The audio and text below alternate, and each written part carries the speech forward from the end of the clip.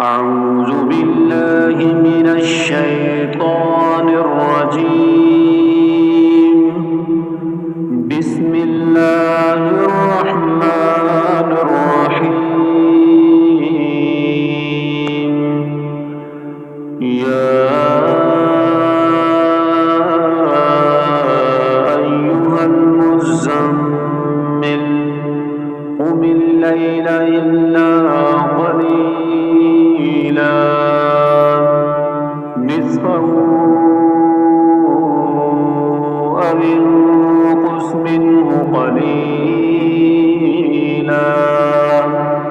أو زد عليه ورتل القرآن ترتيلا إنا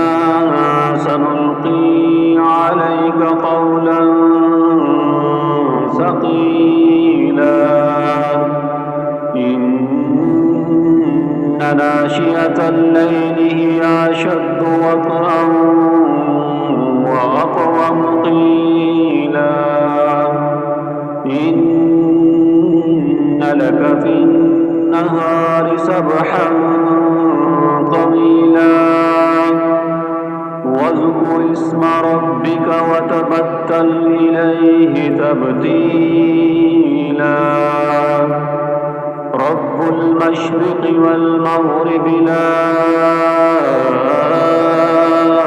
إله إلا هو فاتخذه وكيلا واصبر على ما يقولون واهجرهم هجرا جميلا وذرني والمكذبين أولي النعمة ومهلهم قليلا إن لدينا أنكالا وجحيما وطعاما ذا غصة وعذابا أليما يوم ترجف الأرض والجبال وكانت الجبال كثيبا مهيلا إنا أرسلنا إليكم رسولا شاهدا عليكم كما أرسلنا إلى فرعون رسولا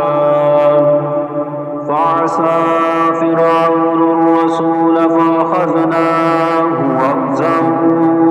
وبيلا فكيف تتقون إن كفرتم يوما يجعل الولدان شيبا السماء منفطر به كان وعده مفعولا إن هذه تذكرة فمن شاء اتخذ إلى ربه سبيلا إن ربك يعلم أنك تقوم أدنى من ثلثي الليل ونصفه وثلثه وطائفة من الذين معك والله يقدر الليل والنهار علم أن لن تحصوه فتاب عليكم فاقرؤوا ما تيسر من القرآن علم أن سيكون منكم مرضى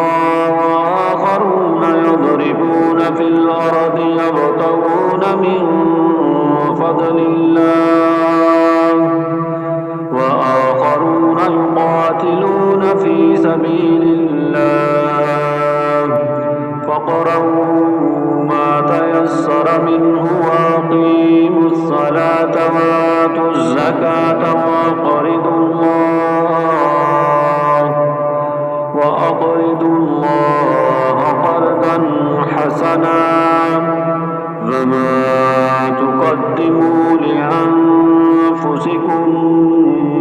خير